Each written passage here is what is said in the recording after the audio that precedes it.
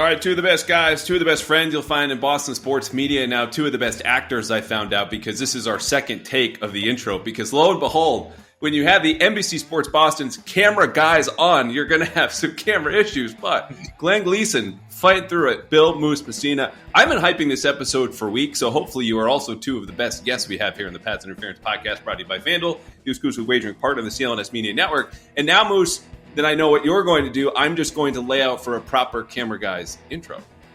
Oh, stand by, because we have our walk-up song.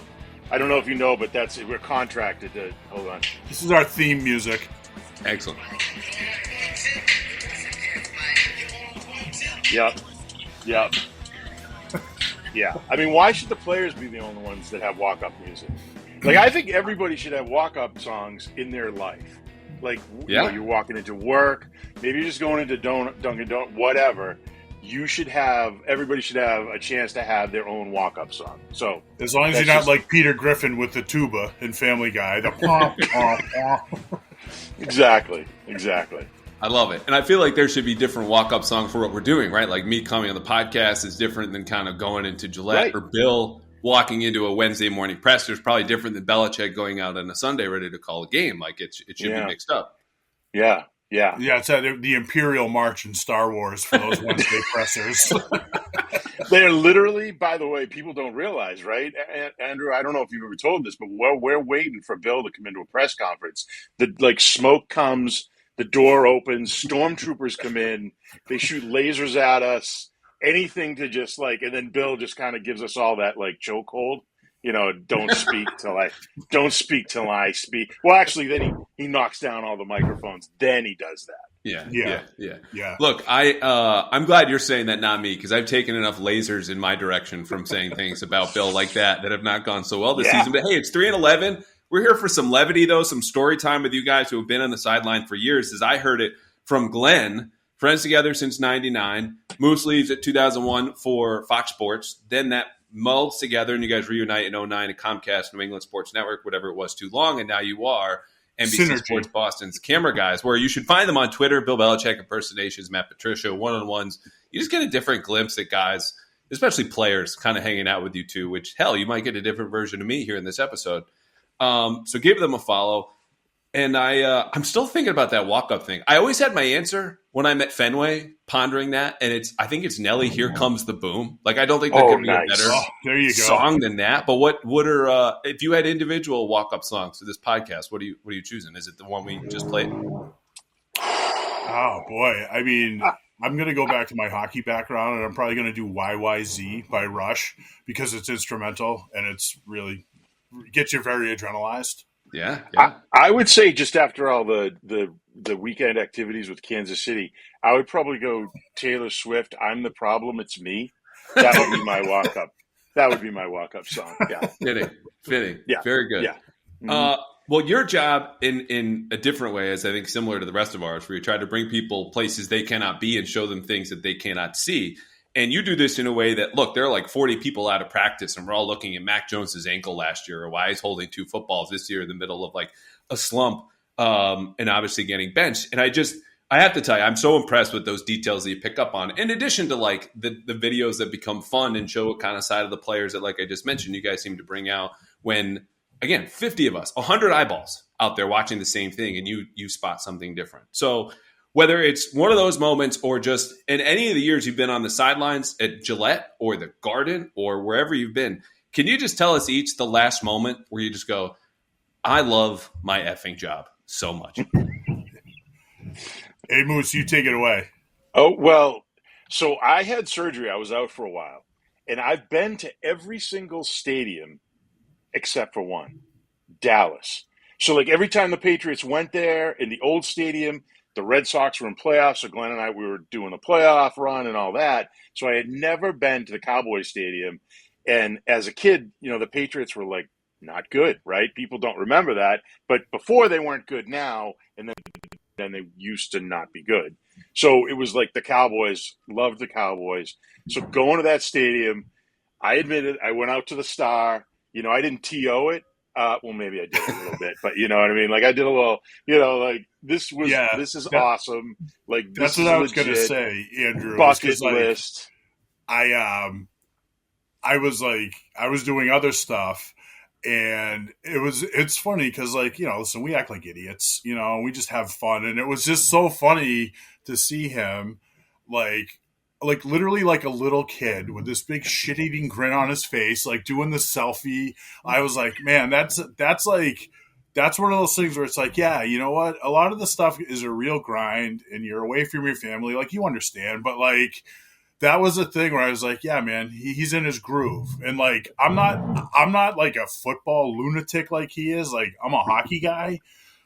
So that I am to hockey what he is to football. And I haven't been to the original stadiums, but I have covered every original Bruins playing every original 6 team in their arenas. And Bill's been to some of those too. But those are the things where it's like, yeah, you know what? This is the good stuff that it makes a lot of the sacrifice that you put up with worth it, because, at heart, we love sports, and it's just been a blast.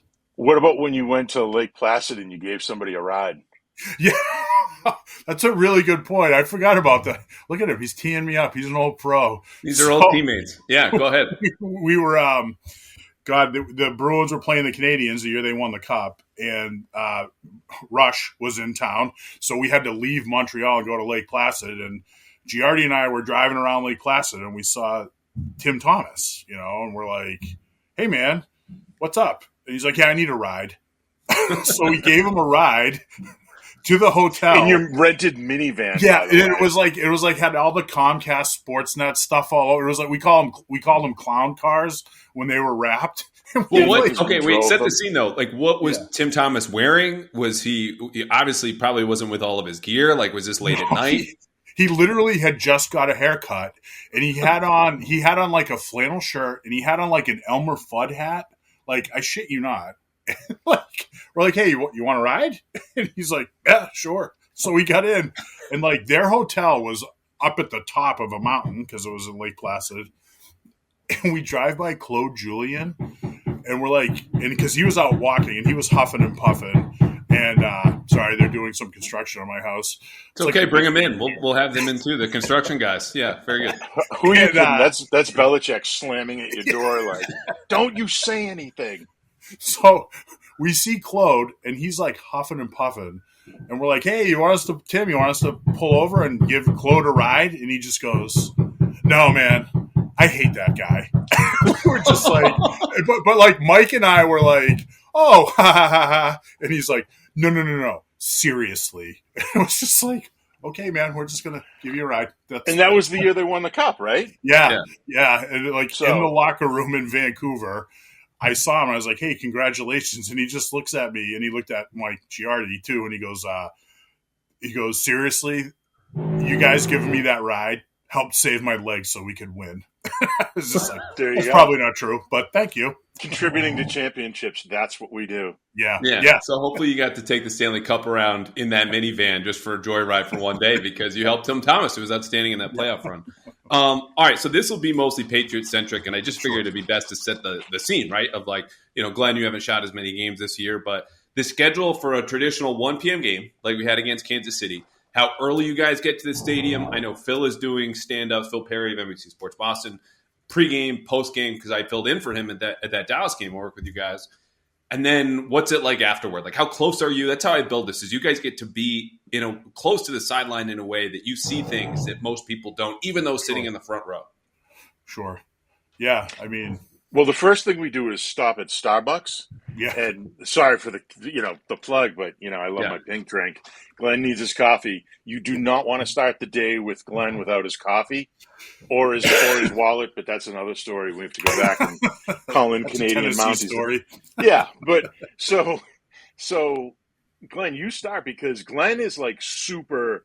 Glenn sleeps 3 hours, and then he's superhuman. He's up and first thing rolling into the stadium. Yeah, so I mean, I'll get there usually around 9 for that 1 o'clock kick, and we need to get for our pregame live noon every 1 hour before every game, except for some of the night games. Anyway, we had to throw in our plug too. So I'll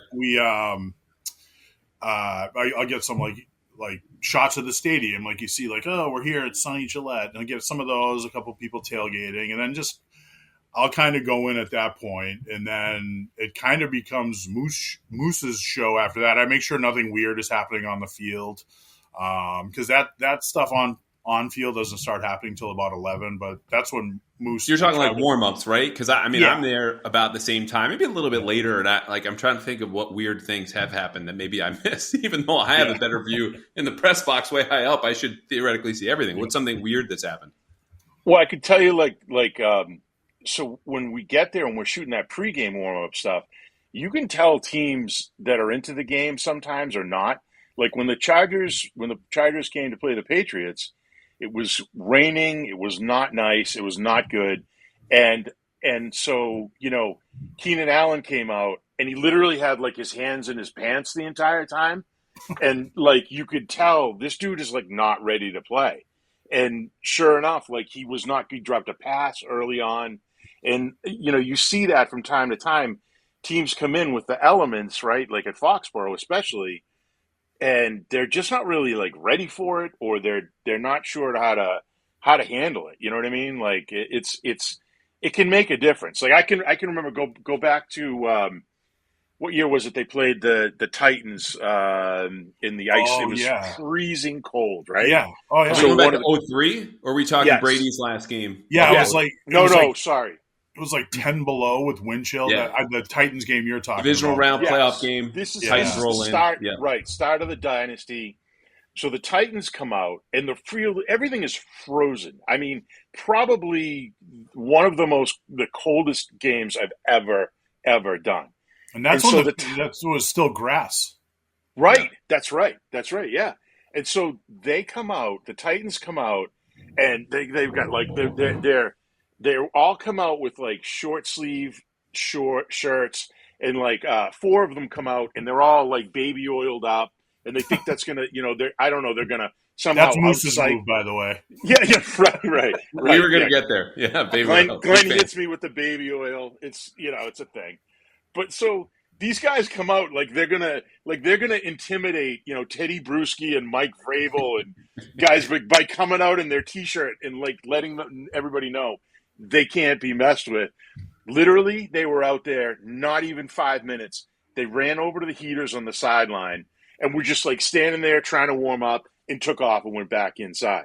And so those are things like Glenn and I will talk about. Like, so it used to be that the Patriots played their best football after Thanksgiving. Well, I'm here to tell you we don't have to wait for turkey and mashed potatoes in football for you to win and place your best bets of the year with FanDuel, America's #1 sportsbook, because right now new customers get $150 in bonus bets with any winning $5 money line bet. That's $150 with a single bet if the team that you pick wins. So if you've been thinking about joining FanDuel, I'm telling you, there's no better time than now to get in on the action. The app is super easy to use. I do it all the time. There's a wide range of options too. If you don't like betting options like the money line, that's for me. If it's not for you, go for point spreads, player props, over-unders, and tons more. Just visit FanDuel.com/Boston and get your winning in the NFL season, no matter what the Patriots do. FanDuel, official partner of the NFL. You can get a look at them at that point and just sort of see how a guy is moving or whatever. But you want to just get as much video of the guys that you can. And like, yeah, I mean, we're definitely eyes that, are probably smarter than the average bear. And like, we'll say like, hey, I'm trying to think of someone who has been banged up in the last few weeks. But it's like, Brent Brown. It's very obvious if he's not out there for warm-ups, but like, you'll see a guy like Onwenu working out, and it's like, yeah, he's actually moving pretty good and that kind of stuff. But yeah, it's really just, it helps the producers back at the station kind of help sort of shape what they want to talk about in the show. There's definitely like a certain level of, you see these guys move, right? These athletes, and it's like, when you see them in practice every day and you're shooting them, right? Their gait, how they walk. Like Dietrich Wise walks and he looks like he's injured just walking, right? But then you see him out on a football field and the dude moves like, Akeem Olajuwon, you know what I mean? Like he's big and so when they're injured and they're trying to come back, there's like a certain level of when you're watching them you can see when they're not willing to sort of make a cut or do certain things that you're like, okay, if he can get through the game, like Julian Edelman towards the end, right? That was a big one. There were certain things you could see that he can't really do. And like Juju, even now, I know like Juju has certain issues with his knee, right? And in the game, I think it was the last game, or maybe it was the game before that, anyway, so he was, he went to make a cut and you could see like his knee like kind of buckled on him. And he basically almost fell. And I was like, without getting touched, And so those are little things like that you see, what a guy's like Hunter Henry. That guy has been out of games for things I'm sure would take a lot of people out of for the rest of the game. And he comes back in. There's been so many times this year where he's been getting work done on the sidelines where you go, his hand, you're like, oh, he's done. And he is a tough dude, a very tough dude. Yeah, I'm glad you brought him up because obviously he had a lot of punishment in that KC game, and he came into New England with this reputation as kind of a fragile player, and he had, a torn ACL, and that's like not your fault. You're not soft for tearing your ACL, but you miss enough time, and people go, well, we can't trust you to be on the field. You must be injury prone for whatever worth that label is. So the game starts, and you're talking about body language before the game. Like Keenan Allen wants the hell out of there. Lo and behold, Brandon Staley gets canned, two and a half weeks later in the most insane game of the NFL season. But are you noticing things like, oh, this might not go their way or how the team reacts? Like, it's been a bad season. Was there anything, in and around October or maybe even September where you kind of got a hint like they just don't have it or they think they might not have it? Because they're never going to be totally honest with us at the podium, speaking about reporters after the game. But you see everything in real time and how they're reacting. Well, yeah, Glenn, remember at camp? What about at camp, right? Did you think – because you could see the progression of Mac. Like at camp, did you think Mac was confident? I mean, if he wasn't, he was doing a really good sell job. You know what I mean? And I think he was actually. And like, he really seemed to be on the same page with the receivers. And, nothing, it wasn't all perfect, but like they would at least talk about it and go over it. And, Bill O'Brien seemed to be like engaged and into it. And like, I had a joke tweet back then. It was like O'Brien had one of those sticks, the pad on the end of the stick, and he was like, pressuring him, and it was just like, I don't know. It seemed like they were headed for some pretty decent things. You would have no reason to believe otherwise. Like they had, Bill O'Brien in place, and it just seemed like they were listening to him and they were into it. I don't know what you think, what your takeaway was. Yeah, no, I think he started out pretty confident and like thought that things were going to go differently, but you could see as time went on in the games how he would. So a lot of times with NFL quarterbacks, when you're shooting the game, you stay in front of the offense. So they're coming towards you, right? So with NFL quarterbacks, you pretty much know where those passes are going, right? Because it's one of the toughest things we do, right, Glenn? I mean, it's like following the ball, trying to follow the ball. Right. So with Mac, though, you never know, like his arm angles, the ball would come out like all over the place, places you just wouldn't expect it to. And you're like, whoa, okay. Like you're trying to follow it. And then there'd be times where I have this, I think because of like his height and he's not as mobile. Right. I think there's times where like you're shooting him and you can't see him behind the offensive line. You lose him behind the line. Right. Yep. And to me, if I can't see him, then that means he's probably having trouble seeing the receivers. And I just think that unless that pocket is set for him or it's something that has him on the move, I think that he has trouble seeing like, okay, let me let this receiver get into the window that I need him to get into beyond this linebacker, and I'll make that throw. I think there's times where Mac would feel like I got to make the throw now because I'm going to get hit. Like I just think this started when he first came as a rookie. That first half of that season, he got the crap kicked out of him, right? And I think people forget that the psyche of these young quarterbacks when you start like that and you're not a big guy and you take a lot of hits, it's just like Like if you walked into your job every day and somebody punched you in the face, by like the second or third Karen day, Garegian, by the way. Right. I'm sure Karen would do that to you if you screwed up a story, right? Give you a good shot to the face. How about just the afternoon? Or let's talk to Jordan Poole about this. He played all season, but that team's been broken thanks to a punch in the face at work in practice. But we started talking about confidence with this, which I think is the real key word with Mac. And I don't want to spend too much time with Mac. We've talked a lot about him. But in speaking with players in the locker room about this, some of whom have come to me on the record saying, like, especially on defense, well, I guess we have to give up 0 today. They noted the confidence and said, if our quarterback doesn't have confidence, the whole operation falls apart. And that was evident with him, even though, again, and this is why we talk about body language, Mac would never, ever, ever, ever say, I lost my confidence, because then that's the ultimate surrender, white flag. Did you see him lose teammates' confidence or lose his own? Like, he comes back and plays at Vegas after getting pounded against the Saints. And then we had the game against the Commanders. And then, you guys weren't in Germany, but, the Giants game after that. Did you see anything on the sideline? Like, Moose, I think you and I have talked about that a little bit. Yes. In Vegas, he throws a – so he was trying to be really upbeat. Prior to that, he had kind of gotten down and the team was down. And I think guys had kind of lost that faith in him. And so he throws a pick, comes off to the sidelines, and he sits down where he usually does with Bill O'Brien. But this time he gets up, and he went to each player and kind of tried to, fist pump, like, come on, let's go, we got this. And not one guy responded to it. And so right then and there, I'm thinking to myself, these guys are tired of this. I don't think they think Mac's a bad guy. Maybe they don't even think it's his fault. But ultimately, it's not working. And when they're like, the Patriots require these guys to put in more work than most teams. So you're willing to do it if you're going to win. But then when you feel like there's one guy that holds it all in his hands for you, and he keeps giving it away, and you've put in all this work, it's like, no, man, like, no, I'm not feeling this. Like, you're killing us, and that was telling. That was telling to me. And like, I noticed in the Giants game, I remember, because like Jabril Peppers is like a high school legend. And so he like really wanted to show out, and listen, he played a good game, but we can all say that was a pretty ugly game, a bad result. And like, I think ugly is kind. There's like no alibi. There's videotape of the murder that game committed. It was as heinous as I've ever seen.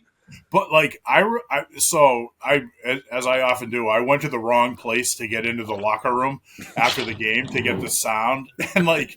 So I was sitting just outside another side of the locker room, and like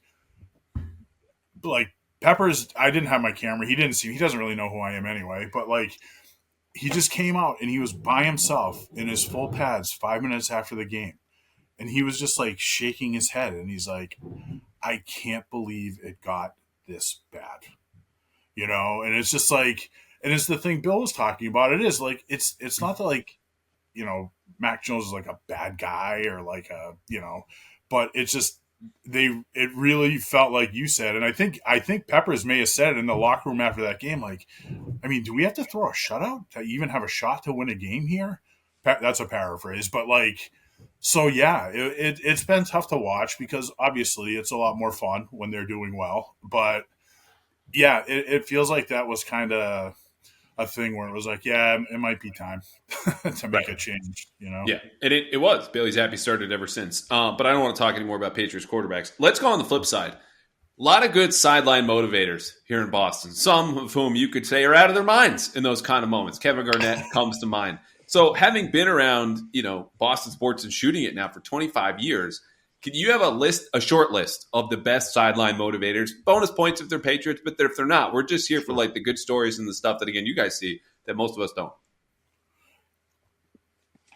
So I would say one of the top ones was, and this was more of a dynamic, right? So Brady's obvious in the stuff that we saw, right?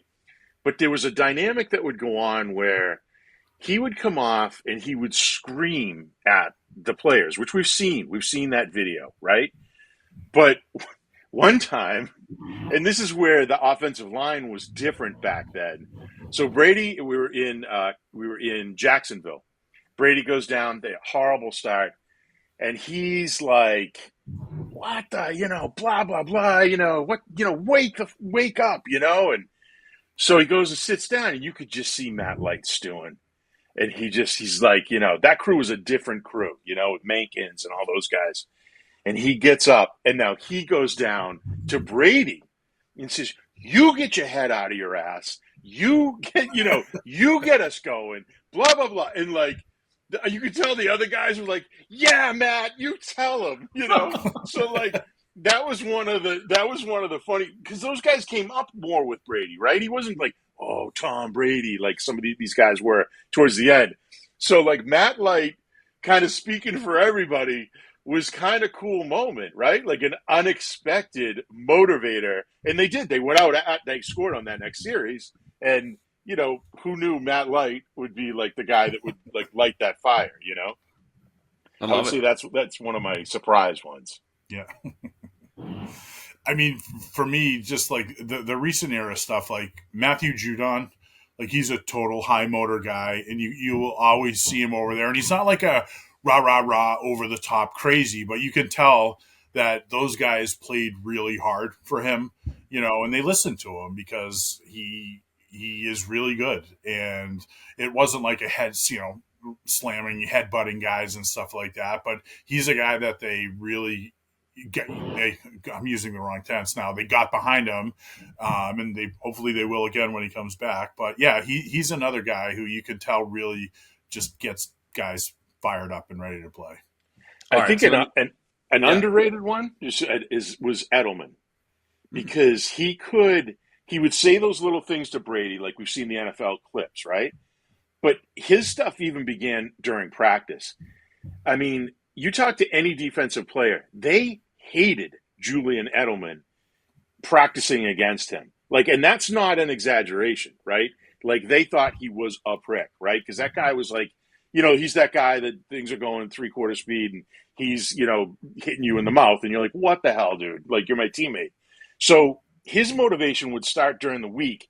And then he would come out, and he didn't get a lot of credit for this, but he was an amazing shit talker on the field, right? Like, he'd say these little things to guys, and other guys around him would just get such a kick out of it, other teammates, that would get them fired up, right? So, like, I think that was just kind of like who Edelman was. That wasn't, like Glenn said, it wasn't him, like, seeking out making a speech or anything like that.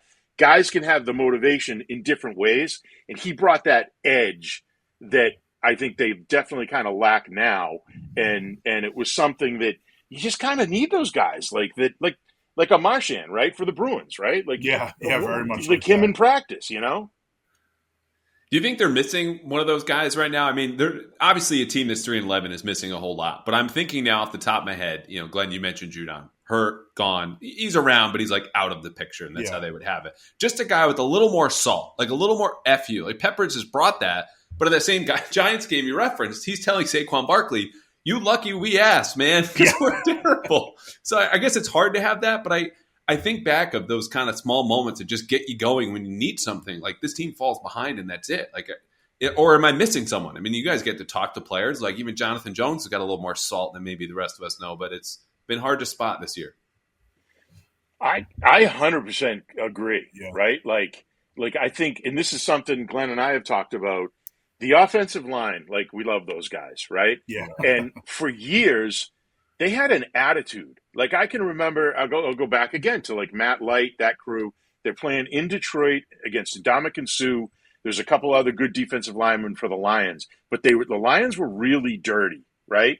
So everybody knew that going in. So I'm watching this, and there's a number of times where these guys are going at it, Mankins, Light, and, like, towards the end of plays, like, punches are being thrown in each other's guts, right? So, like, a guy would throw a punch and blah, blah, blah. And so then I'm following them off to the sideline thinking they're going to be, Light and all those guys are going to be like, what the, and I go over there, they're laughing. They're all laughing about it. And I asked them about it later, and they were like, oh, yeah, we knew that was literally going to be a fist fight. So, like, we were like, let's have some fun. Let's get our shots in. Was that the game when was it Sue someone stepped on Mankin's hand when he was on the ground, and like Mankins like just steamed the guy right in the crotch. Yeah, the guy, I thought it was Sue, but it might not have been. But like, but that's the thing, right? That's just angry. Their line always had an attitude, like a nastiness about them, right? And the line, just focusing on them right now, they don't have that. Like there isn't a guy on offense that does it. Like you mentioned, Peppers on defense. There isn't. There used to be layers of those guys. And you need that in football, right? You need those guys that are the guy at work that you're like, this friggin' guy. You know what I mean? Like piss and vinegar. Yeah, he's the guy that calls 3 fouls when you're playing pickup basketball, and you're like, okay, yeah, they need that guy who just is always just like a total grinder and a prick. Right. There's no identity on that offense. There's no prickliness. There's just, and that's an element you have to have. If you're not going to be the most talented team, right, which they're usually not, then you better be tougher than everybody, and you better be smarter than everybody. And it's like they need to take a guy like Keon White and make him a tackle because he's nasty. Like he's quiet, but he is nasty. Right. Yeah. They need some. Certainly leads a team in like post whistle. What do they call them? Like gently the extracurriculars of other teams being like play into the echo of the whistle. Like you just got here. Can you not make a mess? Have you seen the scoreboard? Which in some ways like play to the whistle, fight through it. But like the guy, even in the preseason, is just in the middle of stuff, get kicked out of joint practices in a way that you're like, we'll see how that goes. But on the offensive line, we can't stop this conversation without giving a little love to the guy you guys love more than each other, I think. David Andrews. Captain, you want to talk about smart? Like, that dude is as tough as they come. We've given Hunter Henry his flowers. I've seen David limp out of the locker room on a Friday, come to play on Sunday, play really well. He's tremendous in a way I don't think a lot of people know, and not even from a media standpoint, just like a regular dude. And I've had people on the team, teammates, people on staff tell me that. Like, he is the best among us from what you guys know, having hung out with him plenty. Why is that? Well, he's handsome. Yeah. He's smart. Beautiful beard. His beautiful beard. And he's got the flow, the hair. But he has hockey flow, But he does have more substance to that, doesn't he? Yeah. He really. I mean, anybody that can, put up with our shenanigans, and every time we go up to Dave, he's just good to go. Like, whatever it is that we're up to, what was it? A couple of weeks ago, we were in the locker room and we were just hanging out, and there was randomly a fork right by a trash can. Bill goes, "Hey, Dave, we got a fork." And he goes, we need some cake now. He just walked into the equipment room, he's that Southern kind of, like you said, but there's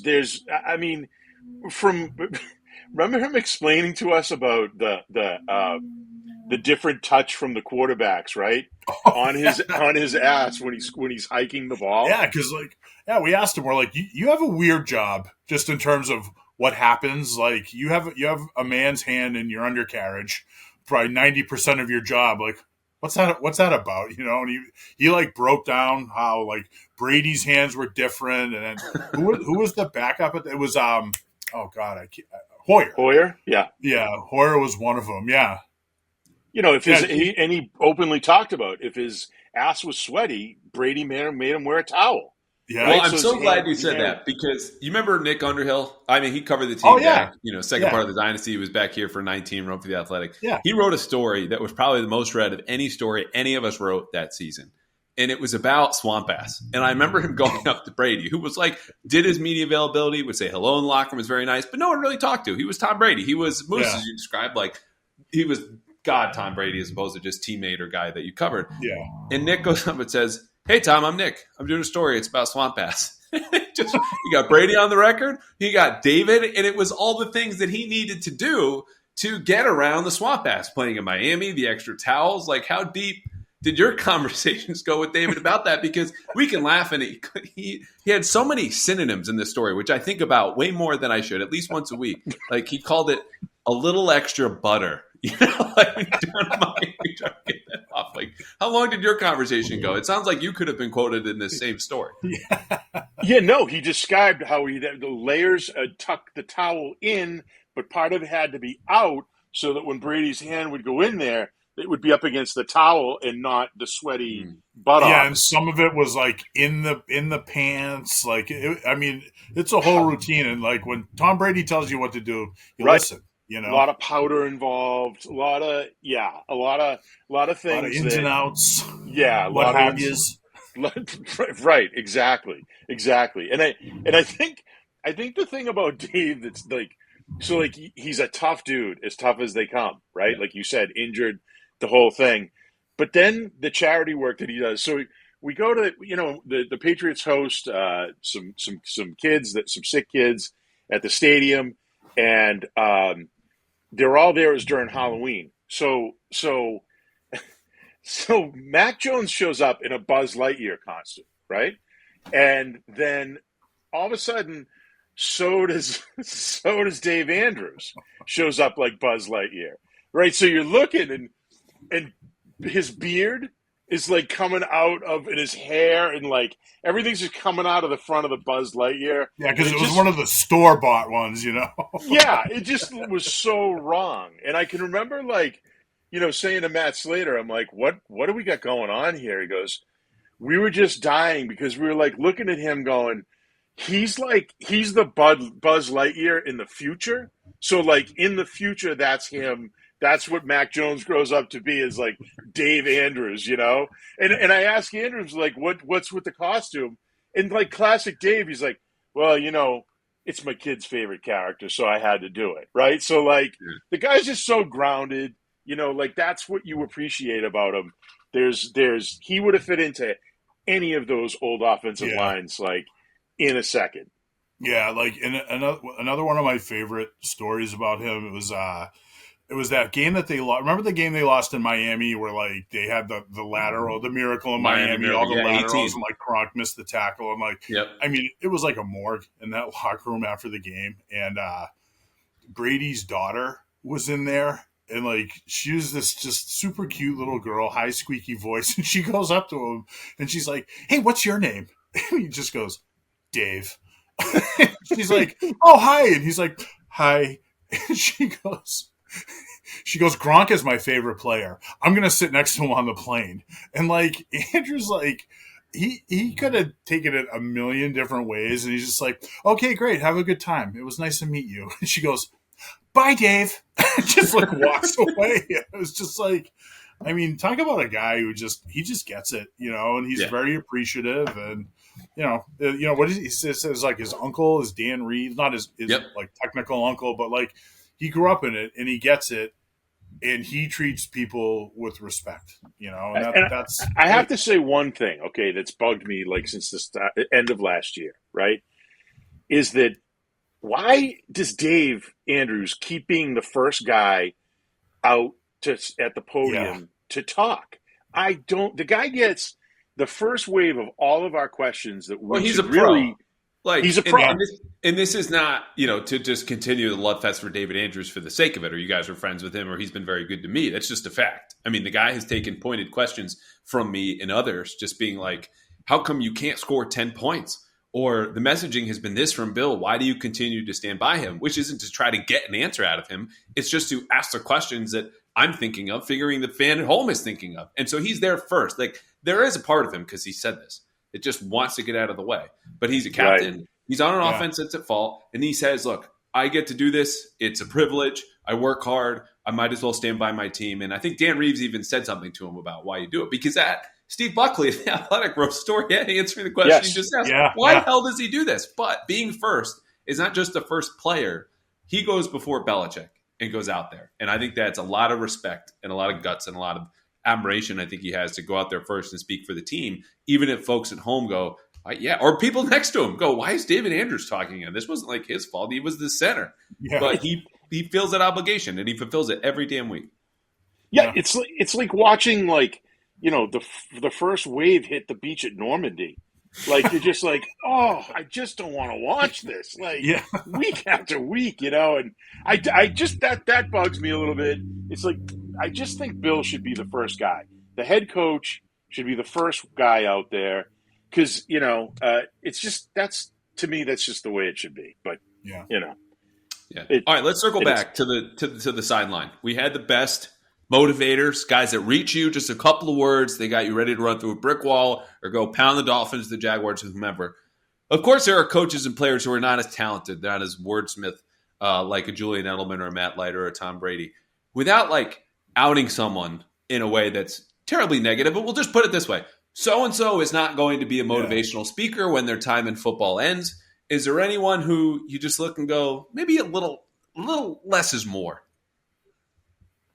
I mean, the thing that comes to mind to me last year was like all the stuff like Matt Patricia would be out pregame and he would be out and he would be like, you know, like high-fiving all the receivers and like trying to like pump everybody up. And like, I don't want to say it was for effect because it wasn't. He was genuinely trying to get those guys motivated, but I think we all know that was a pretty tough sell last year, and it might not have been the best fit. But it just, I think rang hollow is a strong phrase, but it didn't seem to fit the way that you would think it would, I guess. Was it natural? Yeah. Mine is, and I'm going back a little bit, but I think they still have this ongoing issue, right? Dante Scarnecchia leaving, right? His style and what he did. This was one of those things you asked, like things that we see, and I'll get to the other part of this to answer your question. But setting it up, like we would watch Dante on the sidelines, and he had this thing where the guys would come off, and no matter how badly things were going, he would always let the offensive lineman get to the bench, sit down, get a minute to decompress, have a drink, whatever. And then he got in there, and it was just business, right? Like, so it was, guys, they're not doing anything we didn't talk about this week, okay? It's this, and this. Like, let's go, right? So they responded to that, right? When Dave DeGuglielmo took over, his style was very different.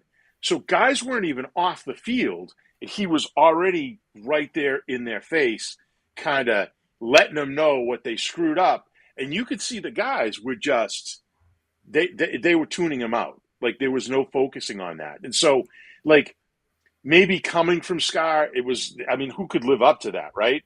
And that style probably works at other places or other, you know, situations, but in that situation, it had the opposite effect. Guys started to tune him out, and I think that's where, like the coaching with the offensive line just hasn't been cohesive, and I think that's a key point of. I mean, if you can't get those guys right, you know, in the right frame of mind, like you got problems.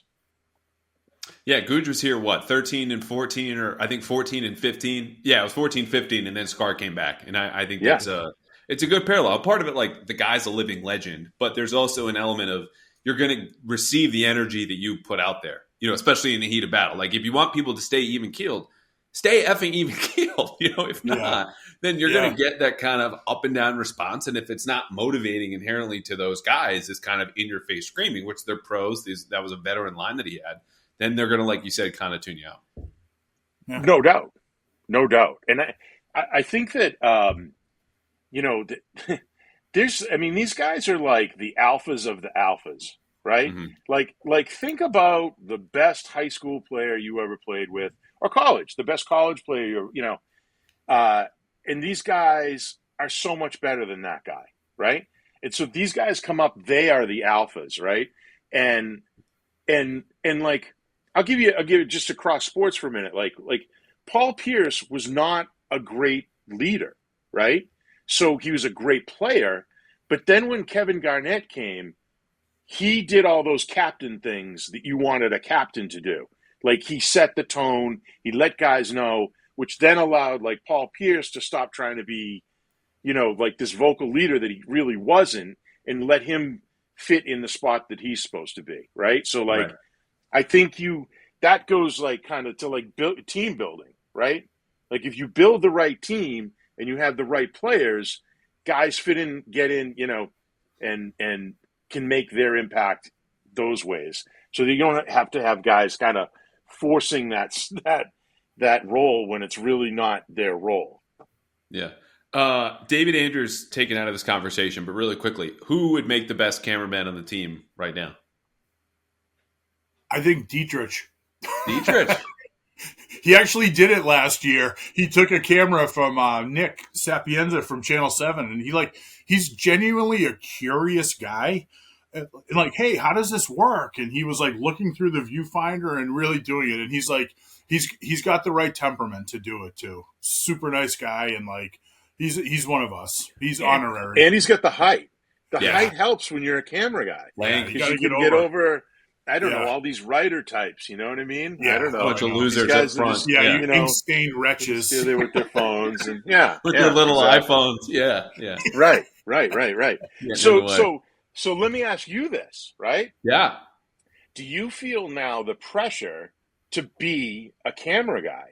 I see you guys shooting things in practice and in the locker room that you never had to before.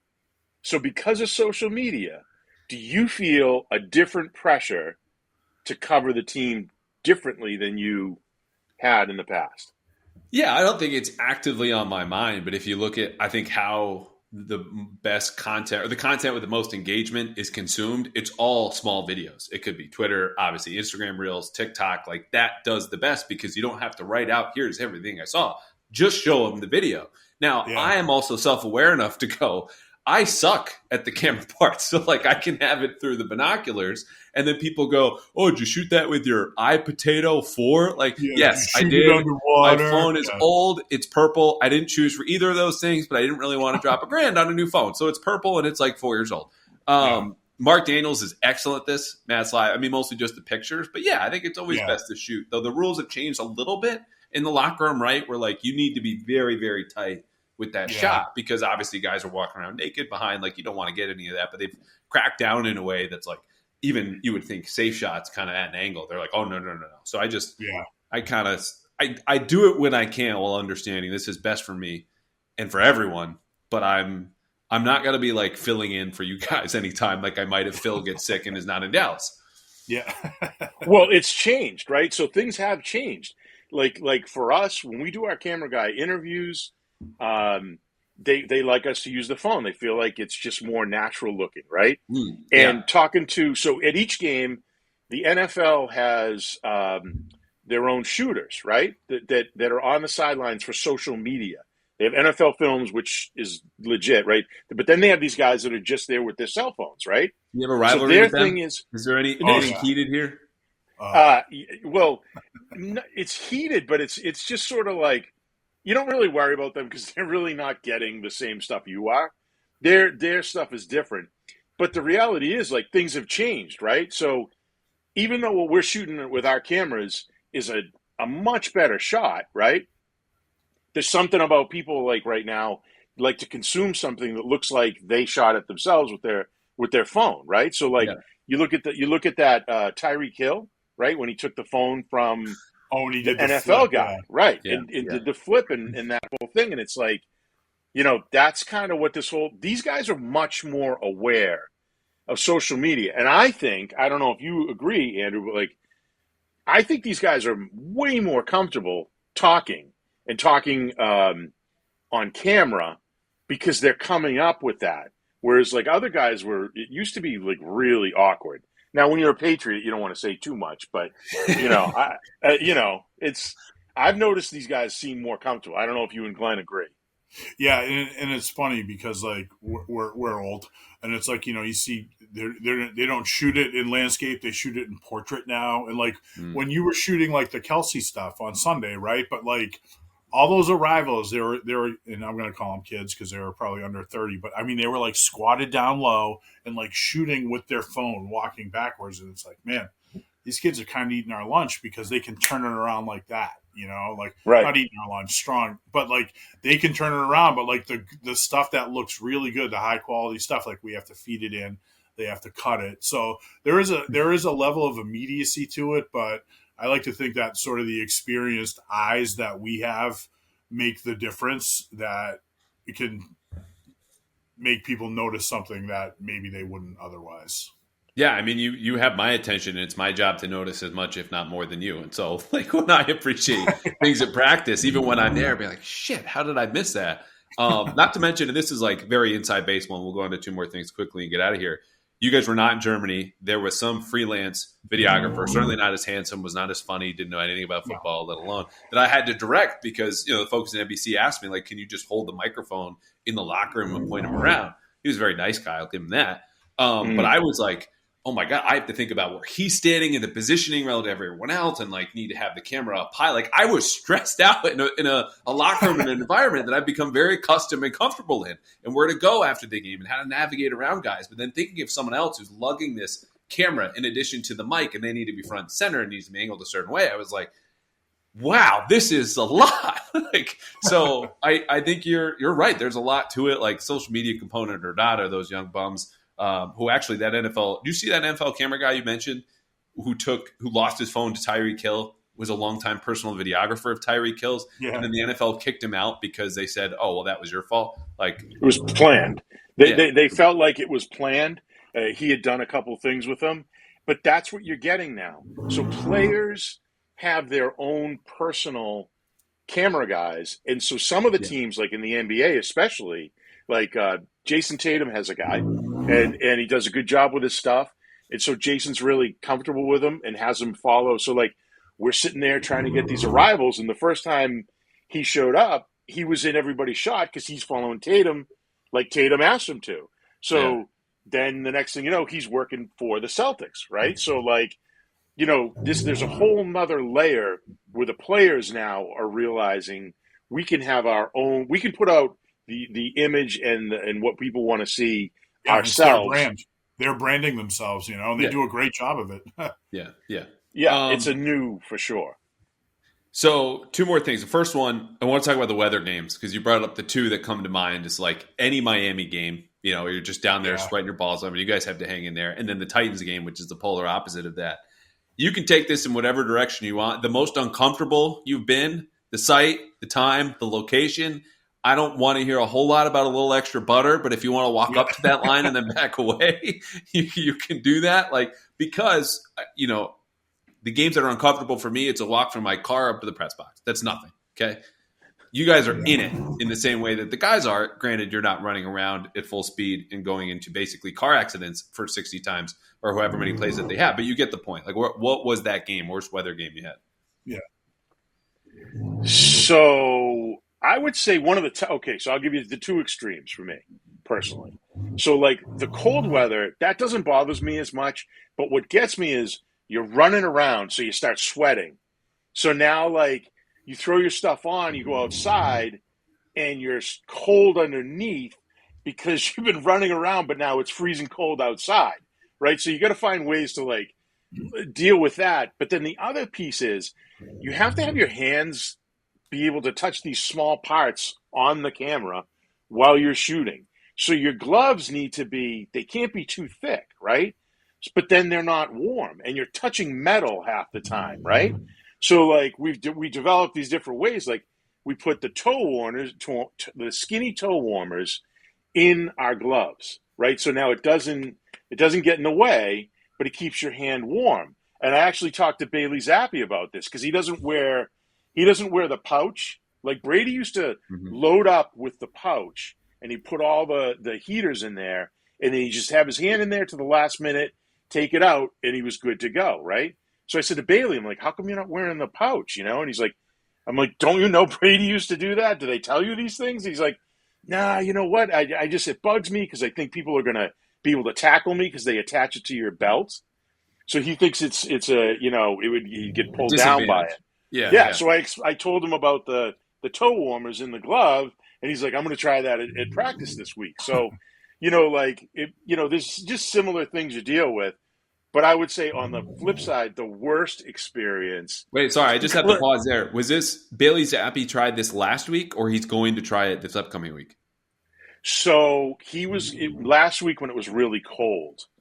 He said he was going to check it out, but then it warmed up for the game. Okay, because I want to know how this goes for him.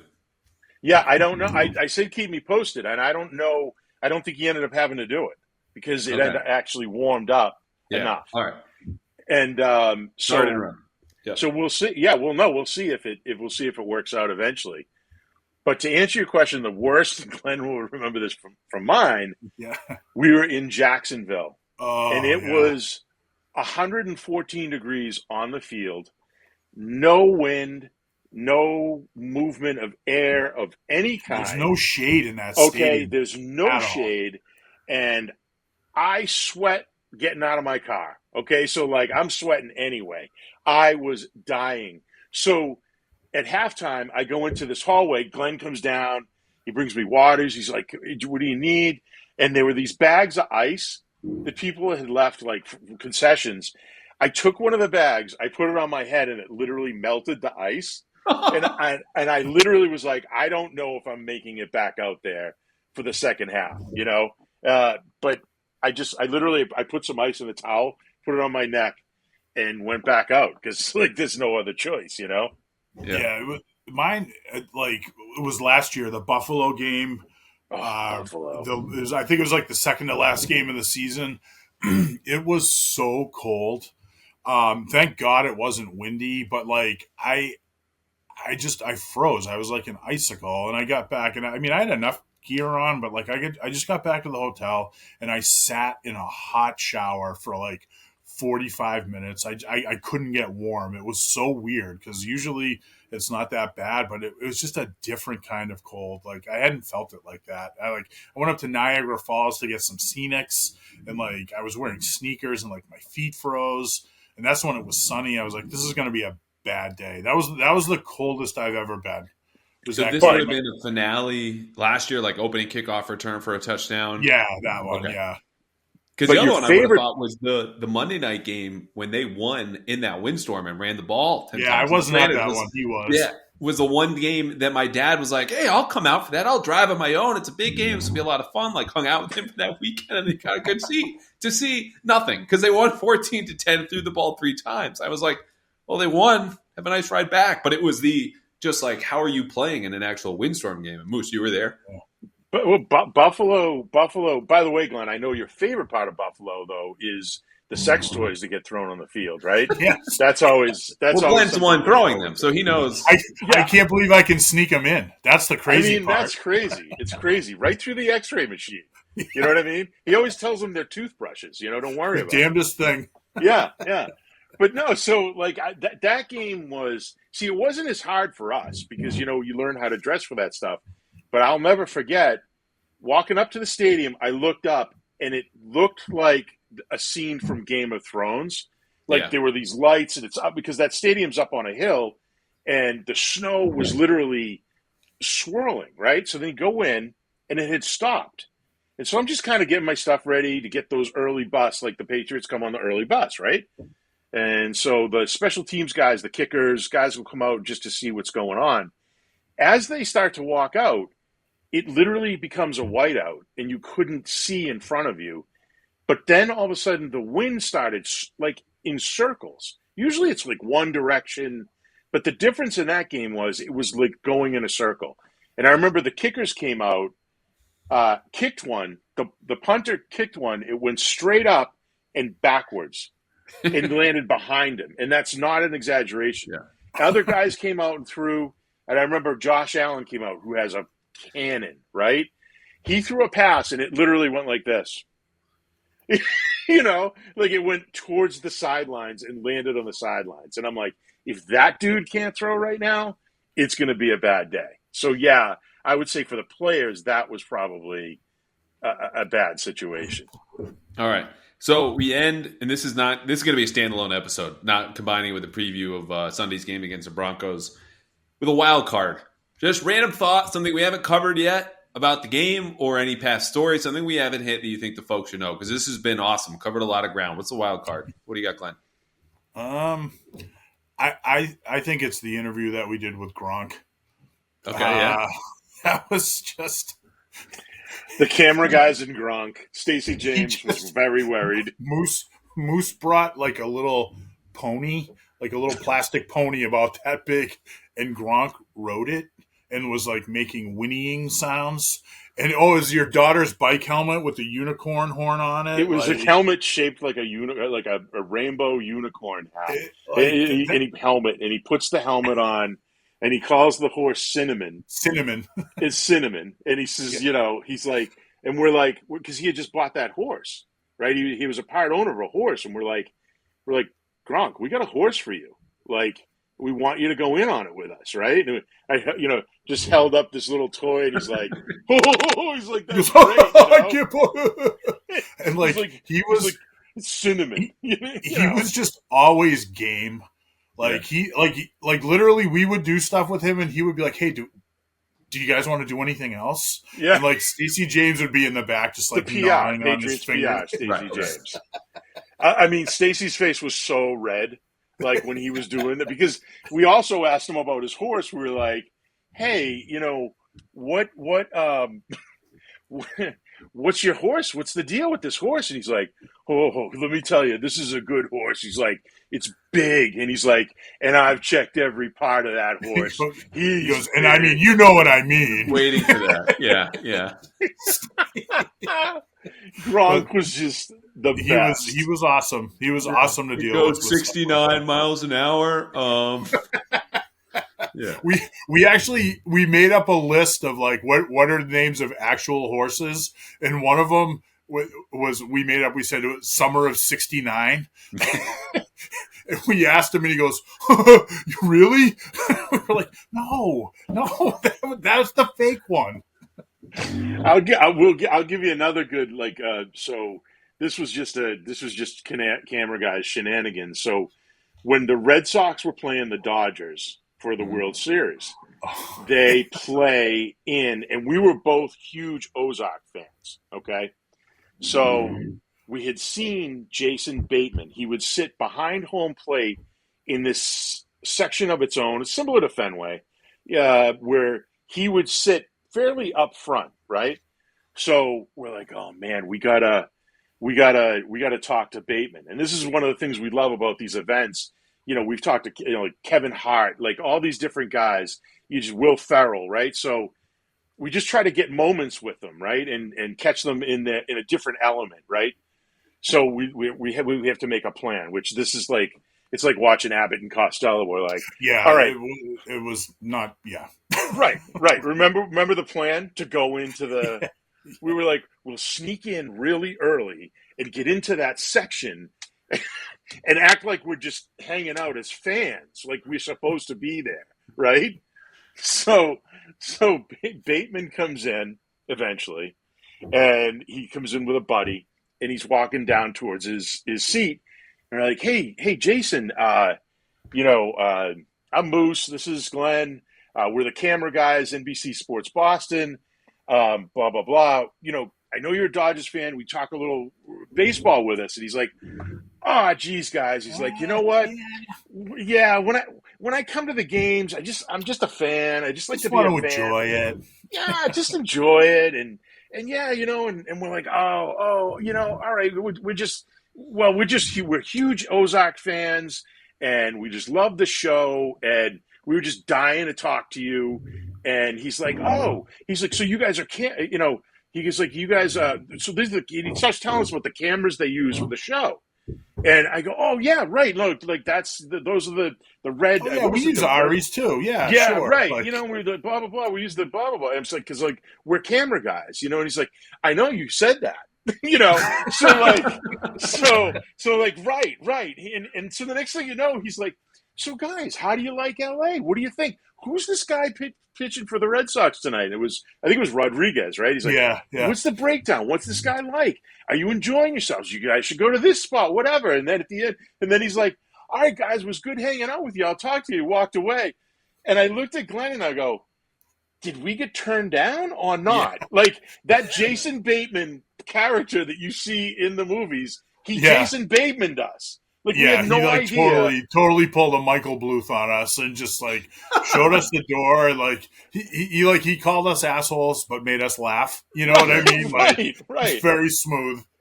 So we got our revenge though. And revenge is a strong word. Well, yeah. We had a second shot. Glenn came to me and said, I have an idea. he was the Hasty Pudding Man of the Year a couple years ago. So we're like, oh, we got to do this. Like, we totally have to. We need to get we credentials. show up there. We get credentialed for Hasty Pudding.